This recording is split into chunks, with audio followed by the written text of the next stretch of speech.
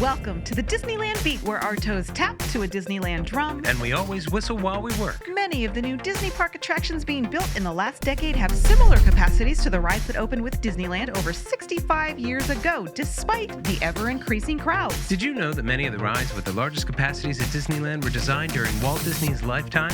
So why are so many of the newer rides made smaller? Don't they know the lines are longer now? Today, with Genie Plus on the horizon, we take a look at the history and future of ride capacities at Disney parks. Come on into the parks with us. Like, subscribe, and stick around. Disneyland is your land. Come seek an adventure at your pirates, eh? Make the jump to light speed.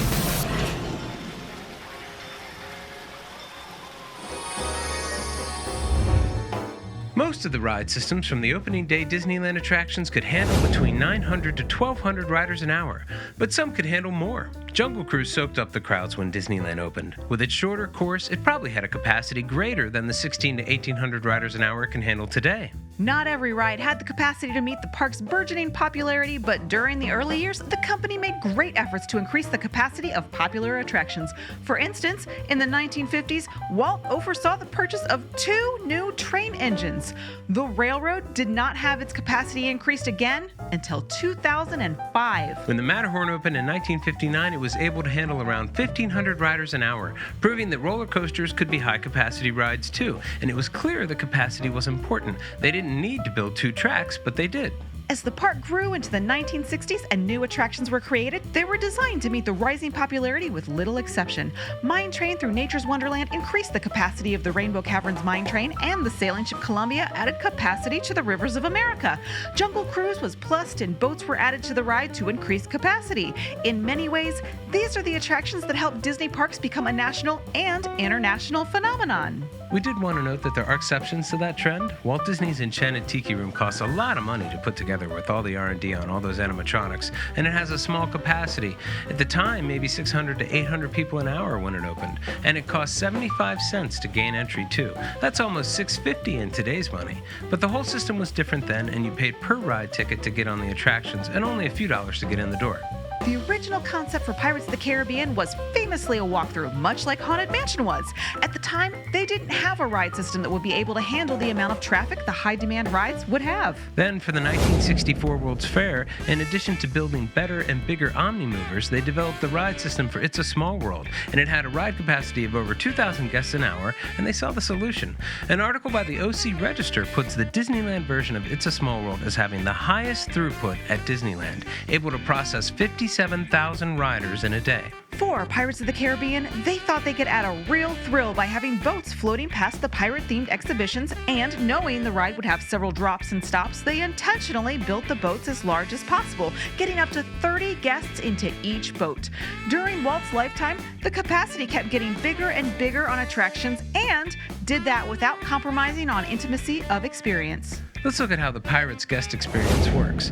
The line is themed. Usually outside, you're just seeing a beautiful building, and once you get inside, you see the Barker Parrot, and you start to get a little bit of story. The focus is on the ride itself as we see the riders who are just getting off the ride, but the queue has been quick. You've probably spent less time waiting in line than you will actually on the ride. Then you're off into the water, which has a pre-show built into the ride itself as you float through the bayou. The ride builds in story and excitement, slowly going over 3 levels and a huge variety of spaces and stories. The ride is long and immersive, giving you a full 15 minutes of actual ride time and hundreds of animatronics to look at. You always feel like no expense was spared to create the artist's vision, and that the designer's vision was realized and not restrained. Once you get off and make your way out from where you came, your main memory is of the ride you just experienced, and probably not about the long line that you had to wait in. Now, let's look at one of Disney's most recent boat rides, not just a remake of Pirates, the Na'vi River Journey, which opened in 2017 at Disney's Animal Kingdom in Orlando. This beautiful and placid ride was one of 2 new rides at the most anticipated new lands in Disney park history, Pandora World of Avatar. It was the biggest addition ever to a park that is pointed to as one of the most detailed and well-designed theme parks in the world. The queue line for Na'vi River Journey regularly reaches wait times of up to 2 hours, and they've devoted a great deal of space to it. And the whole space is filled with beautiful art and crafts. When you get to the loading area, you see what the holdup is. The new ride has small 8-person boats, and they can only launch 2 boats at a time. Once you finally get in the boat, you get to go on a lovely but quick 4.5-minute journey. The climactic animatronic is very impressive, but we estimate the capacity at under 1,500 riders an hour at one of the most visited theme parks in the world. Avatar Flight of Passage has a similar capacity. As you walk away from these rides, it's easy to take away a bigger impression from the queue than the time you spent on the boat. It is, after all, where you spent 75% of your time, if not more. So why is Disney designing new cutting-edge attractions with small capacities? During Walt Disney's lifetime and the couple of decades that followed, almost all of the new attractions built at Disney parks were large capacity. Consider the Carousel of Progress, the People Mover, Big Thunder Mountain Railroad, Space Mountain. Still some of the largest capacity rides at the parks. But in the 21st century, the new ride capacities seem to get smaller and smaller, and the queue experiences longer and longer. There are exceptions, like Remy's Ratatouille Adventure and Mickey and Minnie's Runaway Railway are pretty good, but if you look at most of the high-budget, high-demand rides, like Avatar Flight of Passage, Rise of the Resistance, Millennium Falcon Smuggler's Run, Tron Light Cycle Run, Toy Story Midway Mania, Slinky Dog Dash, Radiator Springs Racers, and many more, they all have capacities of 1,400 to 1,600 people per hour, and we would suggest that that's not near enough. We have 3 theories on why this is happening. 1. Imagineers love queues. They're like obsessed with them. They love them as storytelling tools. Designing endlessly immersive queues seem to be a huge trend for modern Imagineers. And heck, it's almost what made Imagineers like Joe Rohde and Tony Baxter. I mean, sure, Indiana Jones is a good ride, but have you seen the queue? Most of Disneyland's early queues are pleasant and perfunctory. Actual lines and switchbacks and cramping as many people as possible into the space to make it work. There were always pleasant queue elements like Fantasyland murals to look at or 3D scenery like on Jungle Cruise, but the focus was on the ride itself.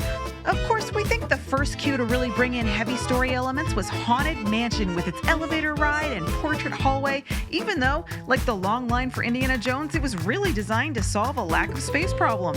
But people liked it, and Imagineers discovered that they could spread out the story and therefore attraction experience during the long waits the high-demand rides create. That started at Walt Disney World, where it's been standard practice since the 70s on Pirates of the Caribbean and Space Mountain.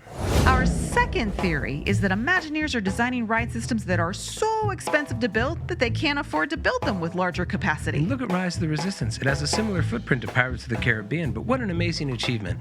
It has so many ride systems, stages, and spaces that it's hard to say exactly when you're in line and when you're on the ride. What an adventure. And everything about it looks so expensive. But it has a small capacity. I mean, maybe there's a limit to how many AT-AT hangar rooms you can build on a ride, I guess. Maybe they get so excited about the idea for an attraction that dealing with the lower capacity becomes a challenge to take on rather than something to be avoided. Our third theory is not as pleasant, and that is Disney is designing lower capacity rides to increase profits. Now, the rides are built to increase profits and demand, period. Now, it is a business, of course, so they might want capacity to be low simply to drive up demand. I mean, on one hand, if you can't get through all of the rides in a park in a day, you might want to come back for the second day. And I mean, certainly just the idea that something is difficult to obtain drives up interest. And then upcharge guests to get through the lines faster with systems like the Premier Pass system at Disneyland Paris and the impending Genie Plus service coming to U.S. Disney parks. And this idea bothers us quite a bit. We want the parks to be as equally accessible as possible. Now, Disney may be seeing this for themselves. There are some recent attractions like Mickey and Minnie's Runaway Railway, the Enchanted Tale of Beauty and the Beast in Tokyo, even the Incredicoaster, and we think maybe Web Slingers once it gets up and running normally, that have really high capacity, maybe in the 2,000 to 2,500 range, but we haven't seen anything get to that 2,500 to 3,500 range that Pirates of the Caribbean can claim. And those are our theories, and it's probably a combination of all three. I mean, you really have to look at the park holistically as well, and not just the individual ride to figure out how you're going to space out your crowd.